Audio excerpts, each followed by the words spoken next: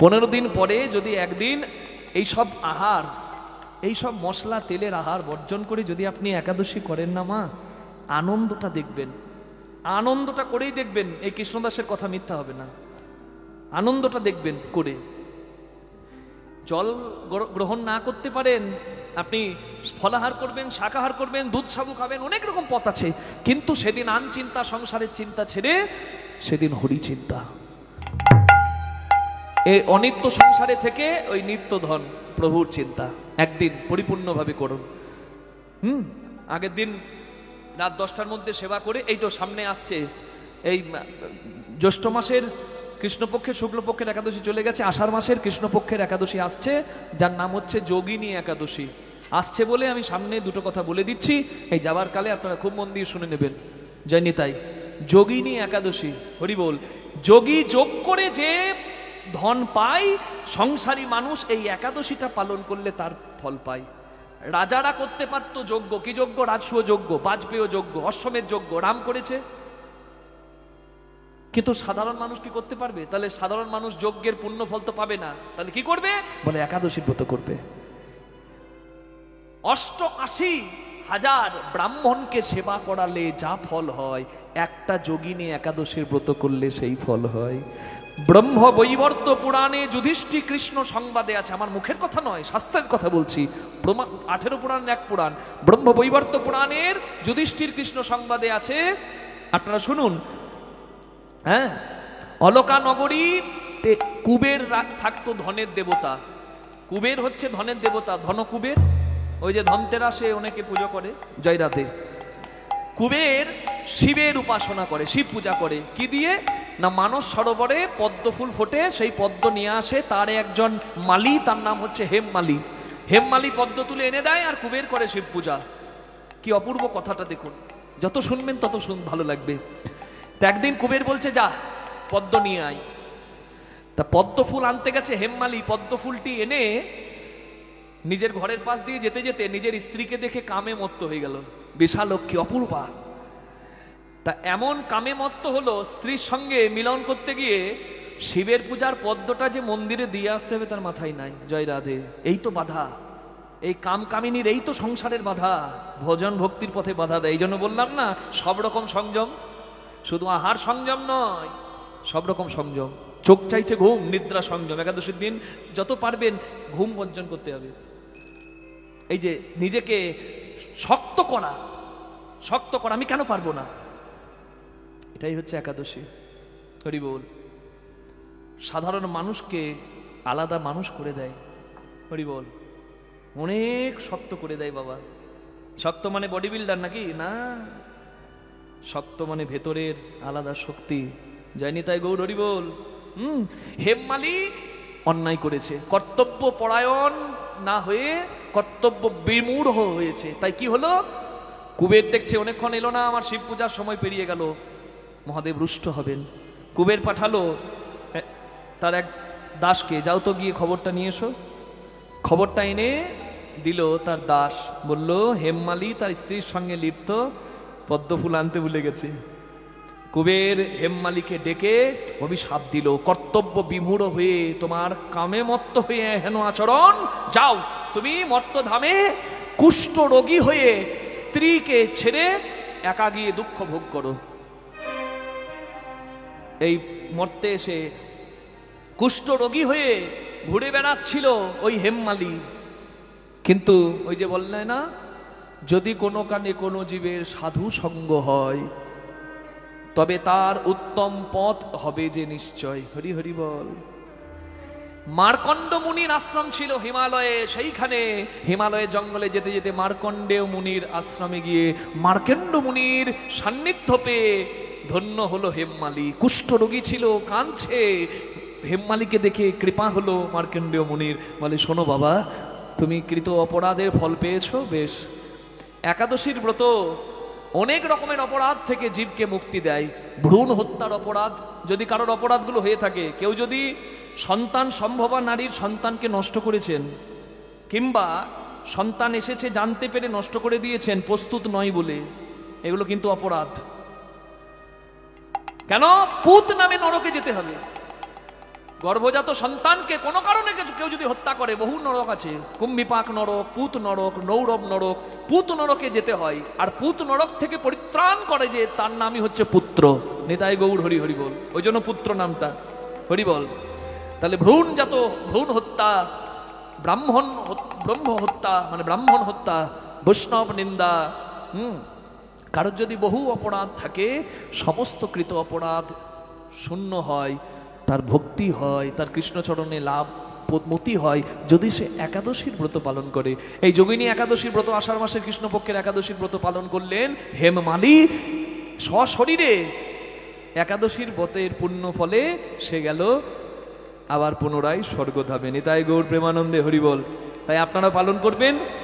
আষাঢ় মাসের 21 তারিখ না 22 তারিখ, আহা যায়নি তাই, জুন মাসের 21 তারিখ না 22 তারিখ, আষাঢ় মাসের 7 তারিখ না 6 তারিখ, অনেকের মনে দ্বন্দ্ব আছে। হরি বল, আমি দ্বন্দ্বটা দূর করে দিচ্ছি। যারা সূর্য সিদ্ধান্ত অনুযায়ী চলে তারা আগের দিন পালন করবে, যায়নি তাই, আগের দিন মানে 21 তারিখ। আর যারা চান্দ্র পঞ্জিকা অনুযায়ী চলে, যেমন ইস্কন, গৌড়ীয় বৈষ্ণবের অনেক শাখা, তারা কিন্তু 22শে জুন পালন করবে। মোট কথা আপনি পালন করবেন। আপনার যদি মনে সংশয় হয় আপনার গুরুদেবের কাছে জেনে নেবেন। গুরুদেব যেদিন পালন করছে আপনি সেদিন পালন করুন, সদ্গুরু চরণাশ্রয় করুন। মঙ্গল হোক আপনাদের সবার, এটাই প্রার্থনা করি। এটাই গৌর হরি বল। হ্যাঁ, যায়নি তাই। আর তারপরের দিন একাদশীর পালন হয়। সময় তো ভোরবেলা থেকে বিশেষ 2-3 ঘন্টা পর্যন্ত পালনের সময় থাকে। প্রত্যেকটা একাদশীর একটা টোটকা বলে দিচ্ছি। প্রত্যেকটা একাদশীর এমন একটা পালনের সময় আছে যে সময় আপনি পালন করে নিতে পারেন। সেই সময়টা হচ্ছে মোটামুটি 6:30 থেকে সকাল 7টার মধ্যে, সুন্দর পালনের সময়। প্রত্যেকটা একাদশীর পালন ওই সময়ই পড়ে মোটামুটি। তা আপনি যতগুলো একাদশী পারবেন করুন। বছরে 24টা একাদশী পড়ে, যে বছরে পুরুষোত্তম মাস যোগ হয়, একাদশী বেড়ে যায়। আপনার যতগুলো একাদশী পারা সম্ভব আপনি করুন, প্রত্যেকটা একাদশী করার চেষ্টা করুন। একাদশীর ফল সর্বোত্তম। ভগবানের ভক্ত হতে গেলে হরির সবথেকে শ্রেষ্ঠ উপাসনা হচ্ছে একাদশীর ব্রত। কি আগের দিন সেবা করে, একাদশীর আগের দিন দশমীর দিন সেবা করে ব্রাশ করে নিলেন। একাদশীর দিন ব্রাশ করতে নাই, রক্তক্ষরণ হতে পারে, নখ কাটতে নাই, চুল কাটতে নাই, এগুলো বর্জন করলেন। ইন্দ্রিয়কে সংযম করলেন। সমস্ত রকম মিথ্যা, দেশ, হিংসা, কটু কথা বলা, মিথ্যা কথা বলা আচরণ ছেড়ে দিয়ে যতক্ষণ পারলেন ভগবানের স্মরণ করলেন। ভগবানের সেবা পূজা করলে সেদিন খুব উত্তম হয়। অনেকে বলে একাদশীর দিন কি তুলসী পাতা তোলা যায়? তুলসী পাতা দ্বাদশীর দিন তুলতে নাই, তুলসী পাতা রবিবার দিন তুলতে নাই, তুলসীর পাতা পূর্ণিমা অমাবস্যাতেও অনেকে তোলে না। তুলসী পাতা তোলার নিষেধ থাকলেও তুলসীর জল দেওয়াতে কোনো বাধা নাই। আপনি যে কোনো দিন তুলসীর জল প্রদান করতে পারেন। নিতাই গৌর প্রেমানন্দে হরি হরি বল। আর আগের দিন তুলসী পাতা তুলে তারপরের দিন ভগবানকেও জলে ভিজিয়ে রেখে পরের দিন তুলসী পাতা সেবা দিতে পারেন। একাদশী ব্রত করবেন। সবার চৈতন্য হোক। প্রেম সে বলল রাধা রানী কি, শ্যাম সুন্দর কি, সে এসেছে কি, আবার জয়। সে না এলে তো লীলাই হবে না, এসে গেছে সে। বিদ্যাপতির মুখে গান শুনতে একজন এসে গেছে ভর বেলায়, গলায় গামছা, পরনে ধুতি, একবারে রোগা শরীর, একটি ছেলে। বিদ্যাপতির নাম করে ডাকছে, বিদ্যাপতি ঠাকুর আছেন? বিদ্যাপতি ঠাকুর। কে রে তুই বাবা? ঠাকুর মশাই, আমার নাম উগনা। কি নাম? উগনা। উগনা? এ উগনা আবার কারোর নাম হয়? উগনা, সে নাম যাই হোক। তো বাবা ভর বেলায় আমাকে ডাকছিস কেন? তাহলে আপনি বিদ্যাপতি ঠাকুর? মানে হ্যাঁ, আমি বিদ্যাপতি ঠাকুর। কি হয়েছে বলতো? মানে আসলে বাবু, আমি পাড়ায় পাড়ায় গ্রামে গ্রামে ভিক্ষা করি, কখনো পাই কখনো পাই না, কখনো গাছের ছায়ায়, কখনো মন্দিরের বারান্দায় দিন কাটে রাত কাটে। যে যা দেয় আমি তাই খাই। আমি তো অনাথ, আমার কেউ নাই। এই গ্রামে ভিক্ষা করতে এলাম আর এই শুনতে পেলাম এই গ্রামে নাকি বিদ্যাপতি ঠাকুর নামে একজন পরম দয়াল আছে। তার ঘর থেকে কেউ খালি হাতে যায় না, সে সবাইকে আশ্রয় দেয়। আমি আপনার বাড়িতে একটু থাকতে চাই আর একটু একটু আহার চাই। আমি এমনি এমনি থাকবো না বাবু, আমি সব কাজ করে দেবো। আমি চাকর হয়ে থাকবো, কাপড় কাচা, বাসন মাজা, ঘর পরিষ্কার করা, ঘর ঝাড় দেওয়া, থলি নিয়ে বাজার করে দেওয়া, আমি সব কাজ করে দেব। আপনি আমাকে ফিরিয়ে দেবেন না, আপনি একটু আমায় জায়গা দিন। আহা, ছেলেটাকে দেখে ভর বেলায়, মুখটা শুকনো তো, মনে মনে বিদ্যাপতি ভাবছেন, আহা, বিদ্যাপতি ভাবছেন যে বোধহয় কিছু খাবার জোটেনি, মুখটা শুকনো। ভদ্রপুর বেলায় ছেলেটাকে তাড়িয়ে দেবো? আহা। কিন্তু ঘরে যদি গিন্নিকে না বলে একে রাখি তাহলে তো ব্যাস হয়ে গেল, আমার পথ চলা দায়ী হয়ে যাবে। তাই একটু অনুমতি নি। কি গো, সংসার করলে তো আর একাই ডুগডুগি বাজানো যায় না, জিজ্ঞাসা করতে হয়। জিজ্ঞাসা করছে, তাই মহামায়া একবার এসো তো, দেখো এই ছেলেটা। হ্যাঁ, ওই ছেলেটা, ওই যে ওই যে ওই যে ওই যে হ্যাঁ, ওই যে কালো করে। না না, আপনারা এইখানে ভাবছেন কেন, আমি ওইখানের কথা বলছি। ওই যে রোগা করে কালো করে ছেলেটা, ওই ছেলেটা বলছে আমার বাড়িতে থাকবে চাকর হয়ে, ওকে কি রাখা যাবে? মহামায়া সবে ঘুম ধরেছিল চোখে, বুঝলেন, ঘুমটা ভেঙে গেছে তো। কাঁচা ঘুম ভেঙে গেলে জ্বলন্ত এমনিতেই থাকে। হ্যাঁ, আর এসে বলছে সাপের 5 পা দেখে।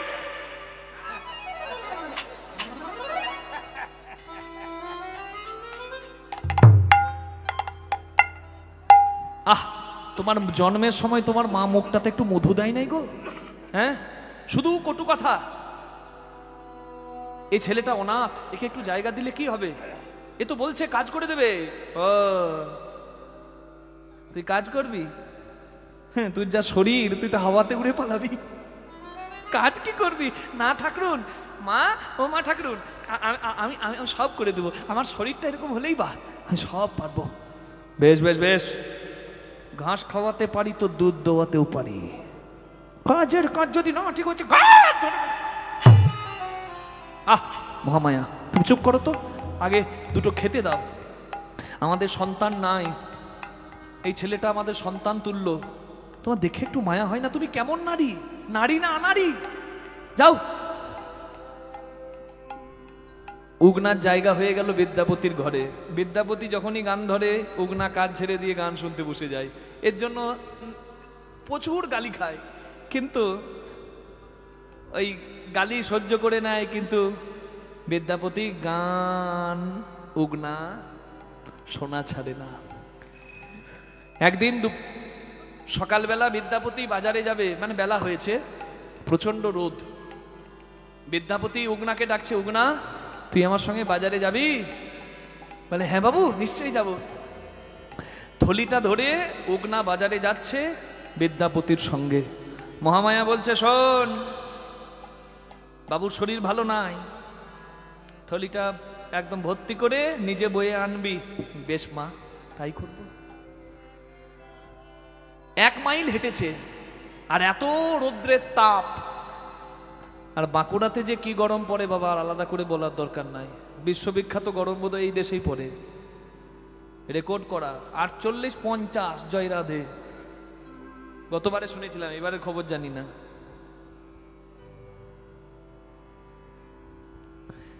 এত গরম, 1 মাইল হেঁটে বিদ্যাপতি হাঁপাচ্ছে, বয়স হয়েছে তো।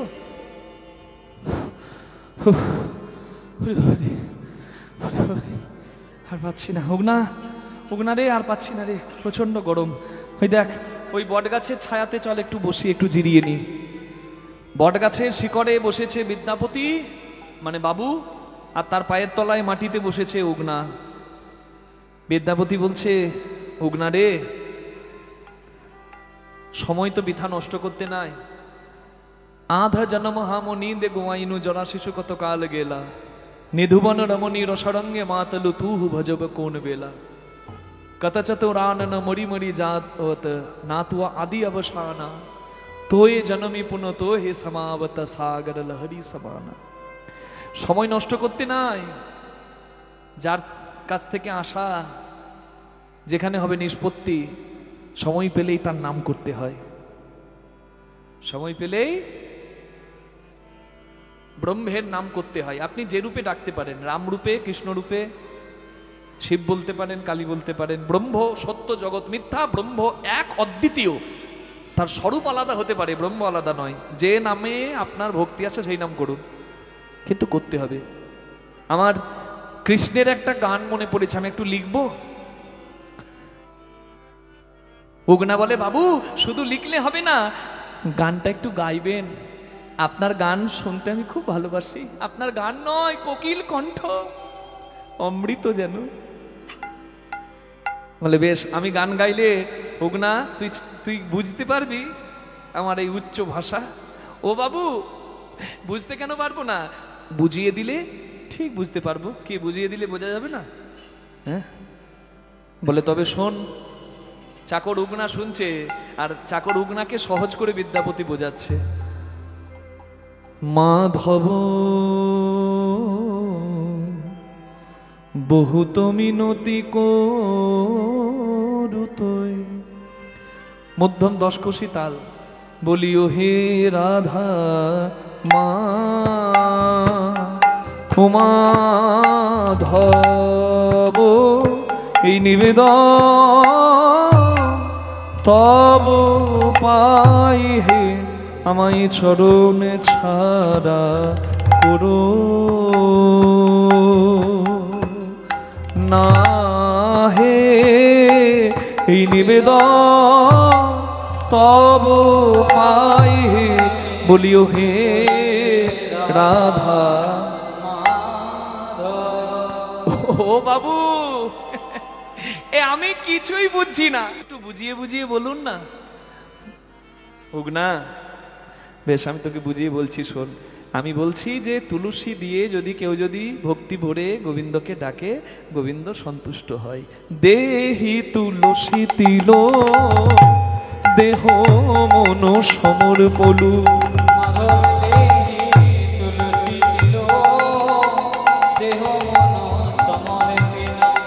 দয়া জানি না ছড়বি মুই,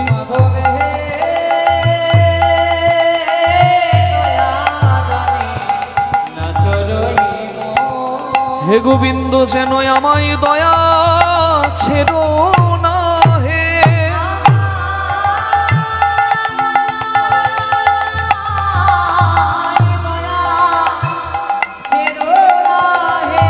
আমি চিরই অপরাধী বলে,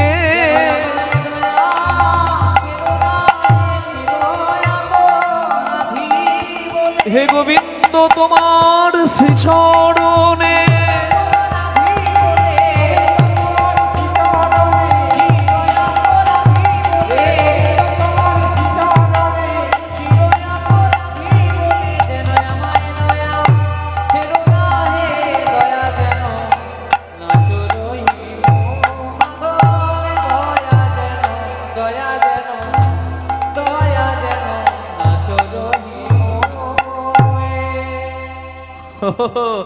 এবার বুঝতে পেরেছি ঠাকুর বাবু, এবার বুঝতে পেরেছি। মানে আপনি কৃষ্ণ ভগবানের গান গাইছেন। মানে হ্যাঁ, ঠিক ধরেছিস।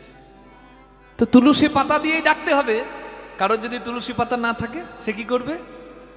বলে তুলসী যদি না থাকে, তার মনটাই হবে তুলসী, তার ভক্তিটাই হবে মেশানো চন্দন, আর তার চোখের জলটাই হবে গঙ্গার জল। আচ্ছা, গোবিন্দকে ডাকতে গেলে বাবু কি কি গুণ থাকতে হবে? উগনার কথাগুলো শুনে বিদ্যাপতি চিন্তা করছে, সামান্য চাকর হয়ে ওর এত প্রশ্ন, এ সত্যিই চাকর তো না অন্য কেউ? এই মনে সন্দেহ জেগেছে। আপনারাও যদি বুঝতে পেরেছেন এই চাকর সাজা মানুষটাকে, তাহলে আপনারও লীলা শোনা সার্থক। ও বাবু, চুপ করে আছেন কেন? বলুন না, কি গুণ থাকতে হবে কৃষ্ণকে ডাকতে গেলে, গোবিন্দকে ডাকতে গেলে? বলে গুণ থাকলেও হবে, আর যদি কারোর গুণ না থাকে তারও গোবিন্দকে ডাকার অধিকার আছে। অনেক গুণের গুণী হয়েই যে ডাকতে হবে তার কোনো কথা নাই। কেউ যদি নির্গুণ হয় সেও ডাকতে পারে। এই দেখ, আমার কি কোনো গুণ আছে? হ্যাঁ, আমি তো একটা মায়াবদ্ধ সংসারিক নরকের কীট।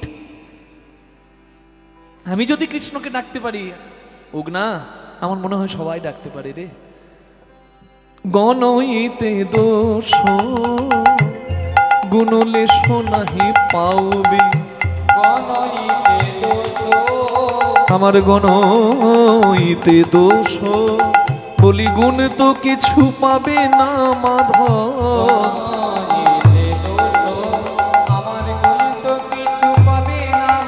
শুধু রাশি রাশি দোষ পাবে যখন বিচার করে দেখবে, তুমি যখন বিচার করে দেখবে,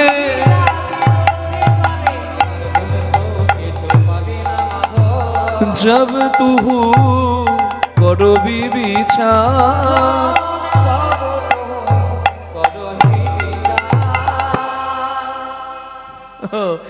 আচ্ছা বাবু, আপনি বলছেন সবাই ডাকতে পারে, তার মানে পাপ করেও ডাকবো, অন্যায় করেও ডাকবো, আর গোবিন্দ ক্ষমা করে দেবে? কেন কেন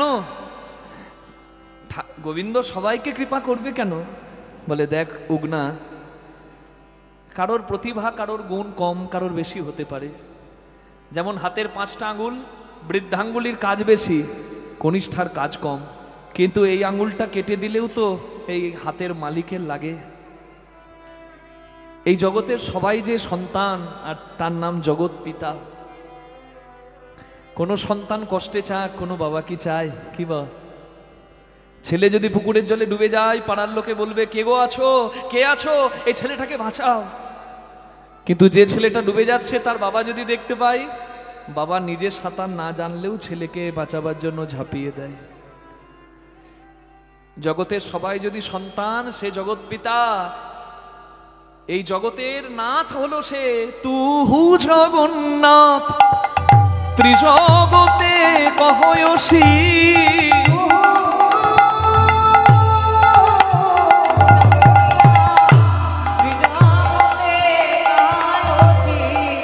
নানা জগবাহী নহি মুই ছাড়, আমি তোমার জগৎ ছাড়া নই হে মাধব, তুমি যদি জগতের না,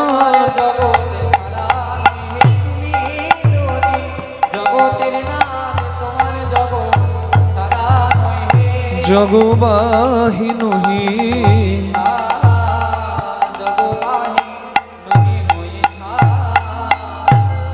বাহ,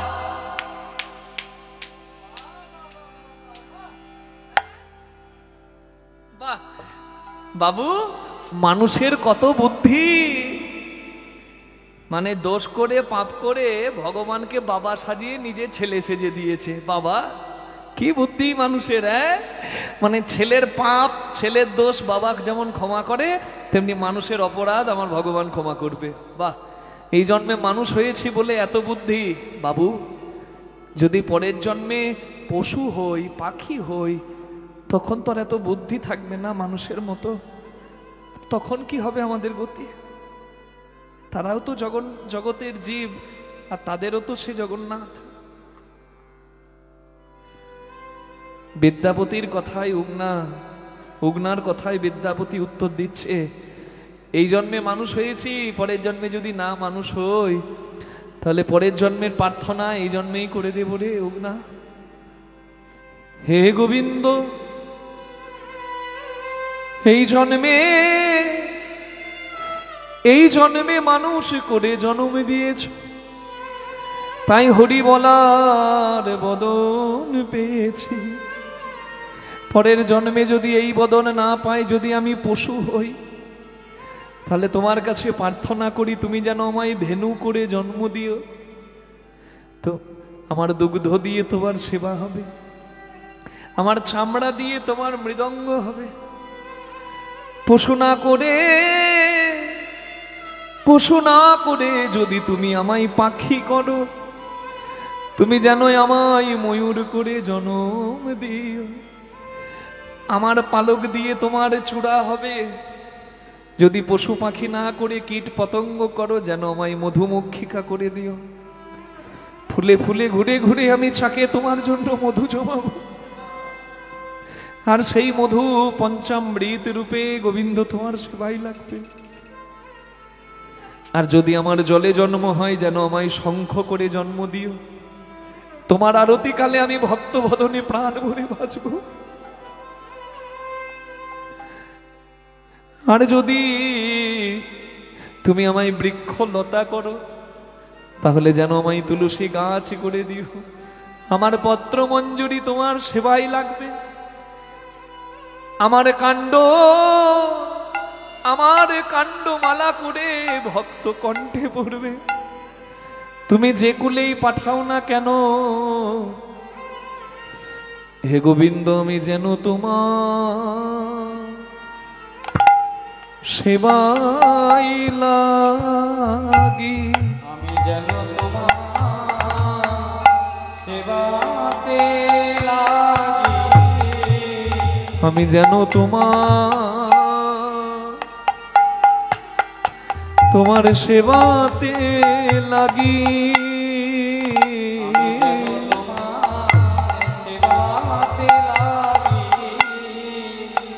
এক জন্ম নয় প্রতি জন্মে জন্মে যেন তোমার সেবাই লাগি।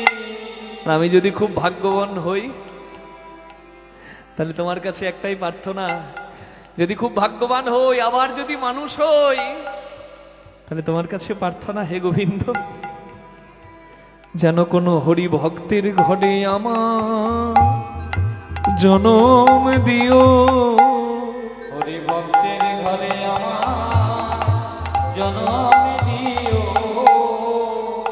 আমি মনের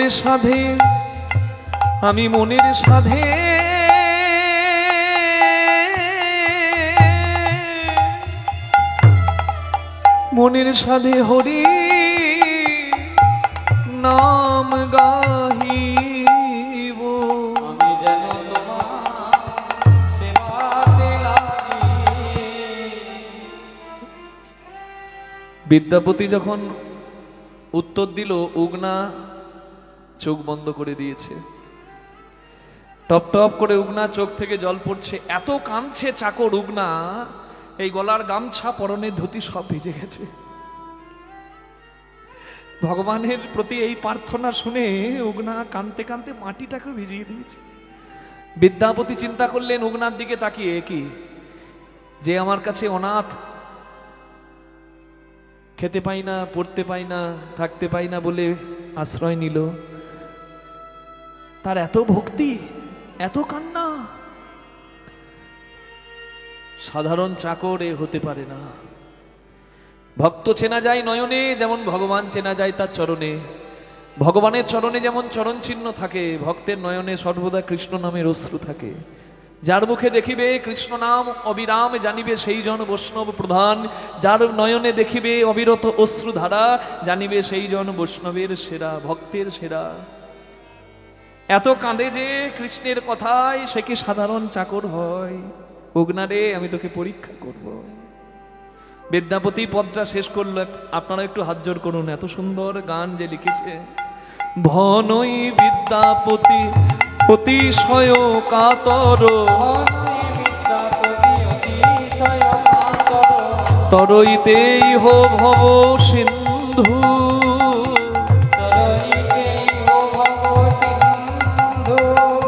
তুয়া পদ পল্লব করু অবলম্বন, তিলয়াধো দেহ দিন বন্ধু,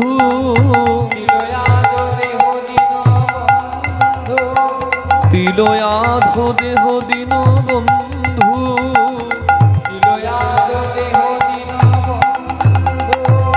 আমায় দান করো হে। আস্তে, যে যেখানে বসে আছেন হাত জোড় করে একটু প্রার্থনা করুন গোবিন্দের কাছে, কি তুমি দান করো হে,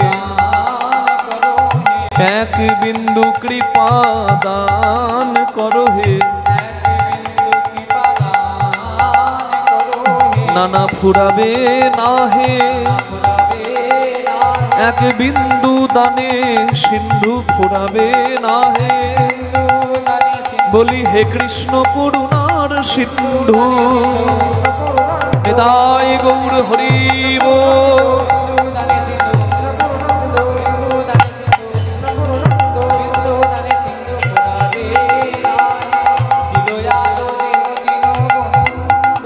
দীনবন্ধু দীনবন্ধু, তিলয়াধো দেহ দীনবন্ধু,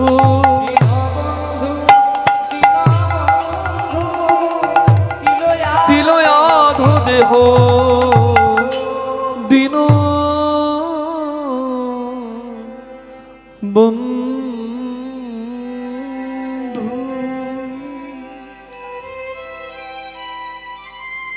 বিদ্যাপতির গান শেষ হয়ে গেছে, কিন্তু চাকর উগনার চোখ খুলছে না। বিদ্যাপতি ডাকছে, উগনা, এই উগনা,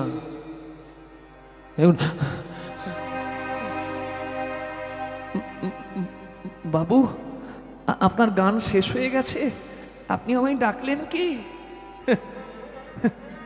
রে আমি গানটা লিখলাম, আমি গানটা গাইলাম, আমার যতটা না প্রেম না ভক্তি আসবে, তুই দেখছি একবারে কানতে কানতে ভক্তিরসে ডুবে গেছিস। এত কাঁদছিস, আরে কি হয়েছে তো? এই দেখ, এই গান গাইতে গাইতে এই গরমে আমার গলা শুকিয়ে গেছে, আমাকে একটু জল খাওয়াতো বাবা। জল খাবেন? জল, জল এক্ষুনি আনছি। আপনি আমায় অমৃত পান করালেন, কৃষ্ণ নাম অমৃত, আমি আপনাকে জল খাওয়াবো না, এক্ষুনি দাঁড়ান বাবু, আমি যাই। উগনা গেল জল আনতে। বিদ্যাপতি ভালো করেই জানে উগনা জল আনতে গেলে কি হবে, জল পাবে না। যে বটগাছের শিকড়ে বসে আমি জল আনতে পাঠালাম আমার চাকরকে, পূর্ব পশ্চিম উত্তর দক্ষিণ ঈশান অগ্নি নৈঋত বায়ু যে কোণে যাবে যাক, মাইলের পর মাইল হেঁটে গেলেও জল পাবে না। কারণ এই রাস্তা দিয়ে আমি জীবনে হাজারবার পার হয়েছি। আমি জানি আশেপাশে কোনো নদী নাই, খাল নাই, বিল নাই, পুকুর নাই, ডোবা নাই, সাগর নাই। আমি দেখি তো কি করে আমাকে জল খাওয়ায়।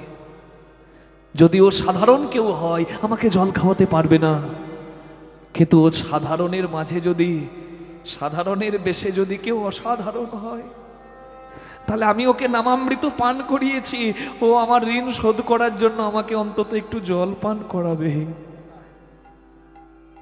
বিদ্যাপতি বসে আছে উগনার জন্য। উগনা এদিক ওদিক গিয়ে জল না পেয়ে গাছের আড়ালে গিয়ে নিজের মাথা থেকে জল নামিয়ে বটপাতার ঠোঙায় ভরে বিদ্যাপতির কাছে এসে বলে, বাবু বাবু এই নিন, আপনি জল পান করুন। দাঁড়াও না, ওইখানে দাঁড়া। কি ভাবছিস তুই? তুই আমায় ঠকাবি? তুই আমাকে জল এনে দিবি আর আমি জল খেয়ে নেব? বাবু, আমি ছোট জাত বলে আপনি হয়তো ভাবছেন আমার হাতে জল পান করবেন না। চুপ কর, চুপ কর, জাতের দোহাই দিবি না। আমি যদি জাত পাতের ভেদ করতাম, তাহলে তোর জাত না জিজ্ঞাসা করে তোকে কি আমি ঘরে জায়গা দিতাম? কৃষ্ণ ভক্তের আবার জাত হয় নাকি? কৃষ্ণ ভক্তের পরিচয় হয় কৃষ্ণ দাস। কি হবে রে কুলে? এই কুল ছেড়ে তো চলে যাব। কি হবে কুলে যদি না কেউ ডাকতে পারে তাকে আকুলে ব্যাকুলে? আমি শুধু এইটুকু জানতে চাই, আমি জানি এই জায়গার আশেপাশে মাইলের পর মাইল হাঁটলেও জল নাই, নদী নাই, খাল নাই, পুকুর নাই, বিল নাই, ডোবা নাই, তাহলে এই জল তুই পেলি কোথায়? আমি জল চাইলাম, তুই জল এনে দিলি গাছের আড়াল থেকে, কোথা থেকে পেলি এই জল? উত্তর দে, না হলে তোর সঙ্গে আমার সম্পর্ক শেষ। আজ থেকে তোর সঙ্গে সম্পর্ক শেষ, আমি এক্ষুনি বাড়ি যাব। উগনা চিন্তা করলো, বোধহয় ভাগ্যে বিদ্যাপতির মতো পরম ভক্তের সঙ্গ করা আমার এই কটা দিনই ছিল। এই বোধহয় যাবার সময় এসে গেছে, বিদায় বেলা এসে গেছে। বেশ, তবে আমি যখন বিদায় নেব বিদ্যাপতিকে আমার পরিচয়টা জানিয়েই যাই। ওগো বিদ্যাপতি ঠাকুর, তুমি আমার উপর পুরো আশ্বাস রাখতে পারো, পুরো বিশ্বাস রাখতে পারো। এই জল তো আমি যেখান থেকে সেখান থেকে আনি নাই, এই জল আমি আমার মাথা হতে এনেছি। বিদায় গো, আমার মাথা হতে এনেছি।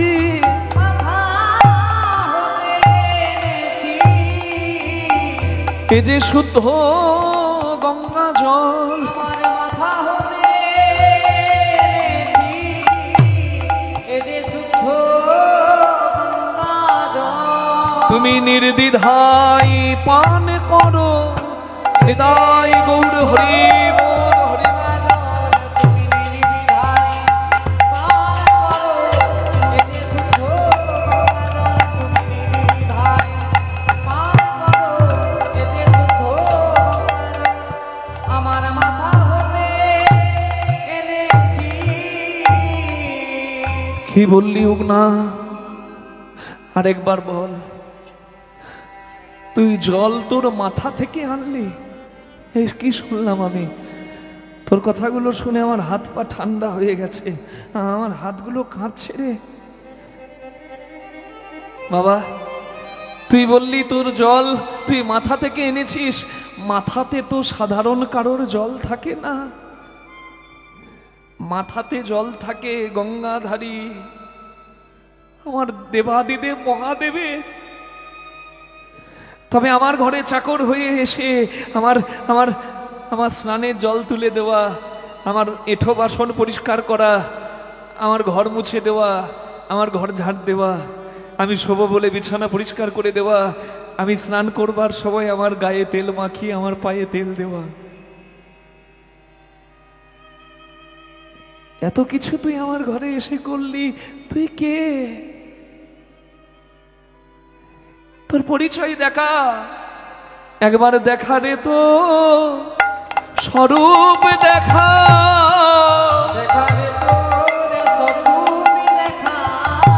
একবার দেখা রে তোর স্বরূপ দেখা।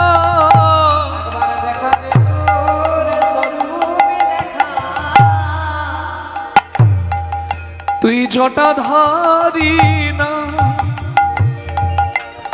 আমার গিরিধারী।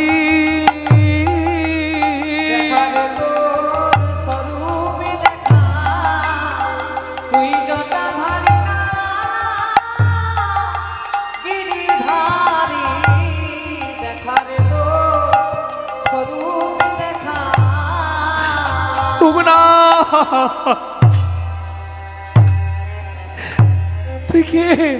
তুই কে? তবে উগনা দেখাইল আপন স্বরূপ। উগনা ধরিল তখন দেবাদিদেব মহাদেব রূপ।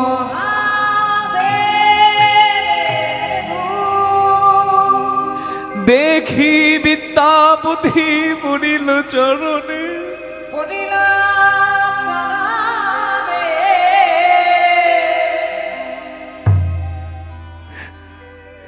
হানাতে হানাতে কাঁদে ঘনে ঘনে।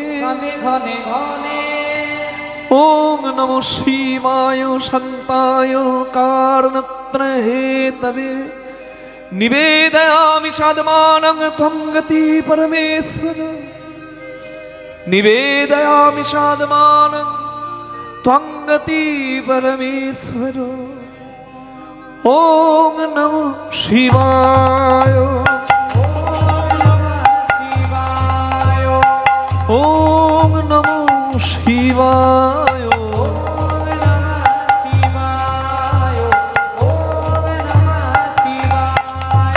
প্রভুमीश मनीषमशेष गुणं गुणहीनमहेश गणावरणं रणनिर्जित दुर्जय दैत्यपुरं प्रणमामि शिवं शिवो कल्पोत्तरो।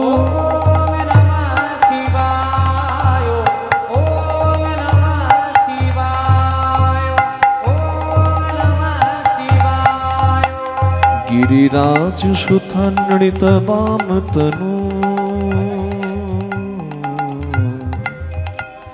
गिरिराज सुतनृत वाम तनु। तनु निंदित राजित कोटि विधु। विधि विष्णु श्रीरोधित पाद जुगं प्रणमामि शिवं शिवो कल्पोत्तरो।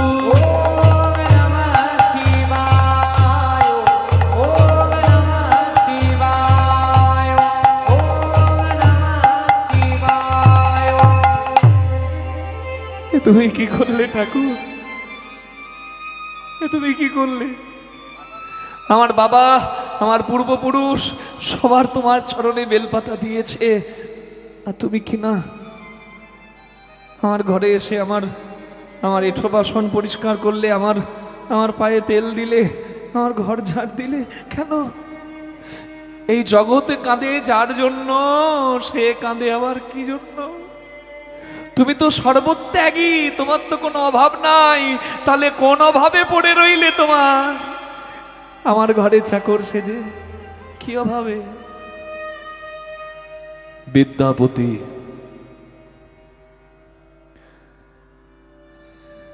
তোর মতো হরিভক্তের মুখে হরি কথা শোনার জন্য আমি চাকর হয়ে এসেছি, কিন্তু তাতে আমার কষ্ট হয়নি।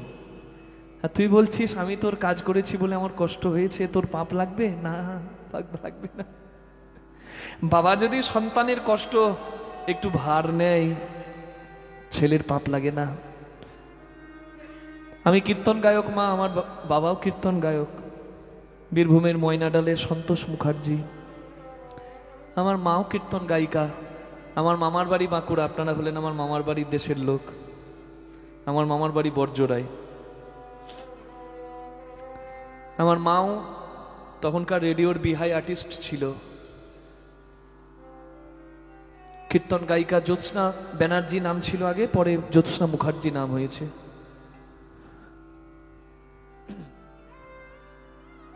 আমার বাবা গায়ক, আমার মাও গায়িকা। আমি খুব ভাগ্যবান, এমন বাড়িতে আমার জন্ম হয়েছে, কৃষ্ণ ভক্তের ঘরে জন্ম হয়েছে।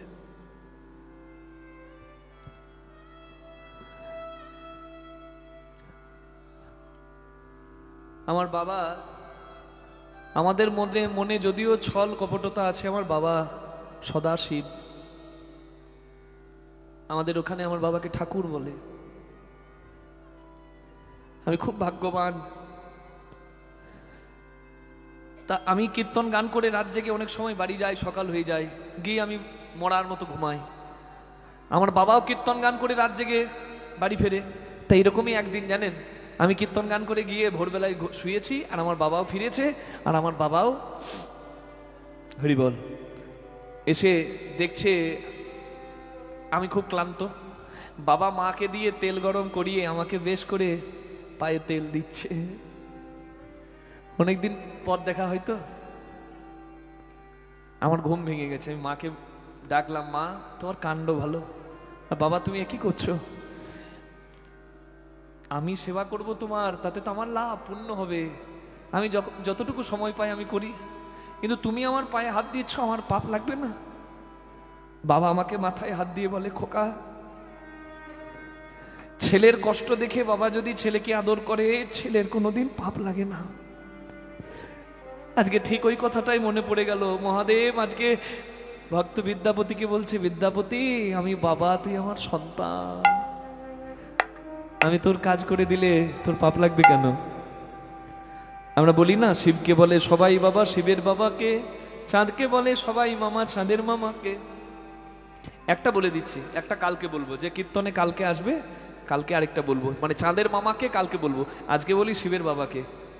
শিবপুরাণে পরিষ্কার বলা হলো, ব্রহ্মার বিষ্ণুর দ্বন্দ্বকালে, মানে ঝগড়াকালে শিব এসে জগতের কল্যাণের জন্য মাঝে দাঁড়ালো, জ্যোতির্ময় রূপে, দিব্য রূপে, একদম আগুনের শিখার মতো। ব্রহ্মা বিষ্ণু ঝগড়া থামালো, আর মহাদেবকে বললো তুমিও শীতল হও, ঠান্ডা হও। মহাদেব বিরাট রূপে এসেছিল, তো ছোট হতে হতে যে রূপটা ধরলো সেই রূপটা হচ্ছে শিবলিঙ্গের রূপ। শিবপুরাণ যারা পড়েছেন বা শিবপুরাণ নিয়ে চর্চা করেন তারা জানেন, একদম শিবপুরাণের কথা শিবলিঙ্গের জন্মখণ্ডে পেয়ে যাবেন। তো শিবলিঙ্গ রূপে যেদিন শিবের প্রকাশ হলো, সেই দিনটা হচ্ছে শিবরাত্রির দিন, মানে শিবের জন্মদিন। Happy birthday. হ্যাঁ গো, আর আমরা বলে দিই শিবরাত্রির দিন মানে শিবের বিয়ের দিন। না, বিয়ের দিন আলাদা, চৈত্র সংক্রান্তি নীল পূজা, হ্যাঁ বুড়ো শিবের বিয়ে, হ্যাঁ ওটা আলাদা।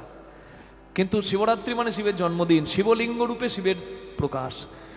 এই যেহেতু ব্রহ্মা বিষ্ণুর পরে শিবের শিবলিঙ্গ রূপে প্রকাশ, তাই অনেকে মনে করে হয়তো যে ব্রহ্মা যেহেতু সৃষ্টিকর্তা, তাই ব্রহ্মাই শিবের বাবা, আর বিষ্ণু যেহেতু তার বাবা, তাই বিষ্ণু হলো দাদু। কিন্তু বুঝতে হবে তত্ত্ব বিচারে বিস্মাদং বিস্ম বীজম নিখিল ভয়হরম পঞ্চবক্ত্রম ত্রিনেত্রম, বিশ্বের আদি বিশ্বের বীজ। তার কি কেউ বাবা থাকে? সে তো নিজে স্বইচ্ছায় জন্ম নেয়, তাই তার কোনো বাবা নাই। নিতাই গৌর হরি হরি বল। আমি এটাই বলছি, কখনো একজনকে বড় করতে গিয়ে একজনকে ছোট করে দেবেন না। ব্রহ্ম স্বরূপ বিভিন্ন হতে পারে, আপনি যে রূপে ডাকতে ভালোবাসেন ডাকুন, কিন্তু আপনার ইষ্ট শ্রেষ্ঠ, আরেকজনের ইষ্ট শ্রেষ্ঠ নয়, এটা ভেবে কখনো বিভেদ টেনে আনবেন না। ভেদ নয়,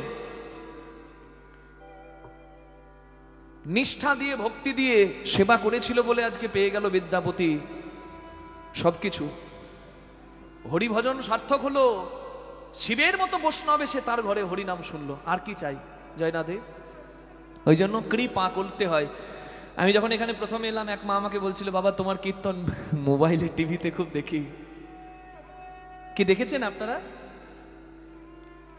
অনেকেই হয়তো দেখে থাকেন, বিভিন্ন টিভি চ্যানেলে এবং মোবাইলে দেয়। মোবাইলে তো পেয়ে যাবেন, ইউটিউব ফেসবুকে। আমাকে বলছে, বাবা তোমার কথাগুলো খুব শুনি, একাদশী ব্রতের মাহাত্ম্যগুলো বলো, আমি খুব শুনি। জানি তাই, একটু বলো কীর্তনের আসরে। আমি বলি, নিশ্চয়ই মা, সময় যদি থাকে কেন বলবো না। জানি তাই, কৃপা করলে পাওয়া যায়। মায়েরা এখানে যারা আছেন, জানি তাই। বাঁকুড়া যেহেতু আমার মামার ঘর, বাঁকুড়ার মানুষ কি পছন্দ করে জয় রাধে? আমি একটু হলেও জানি, হরি বল। হ্যাঁ, জানি তাই।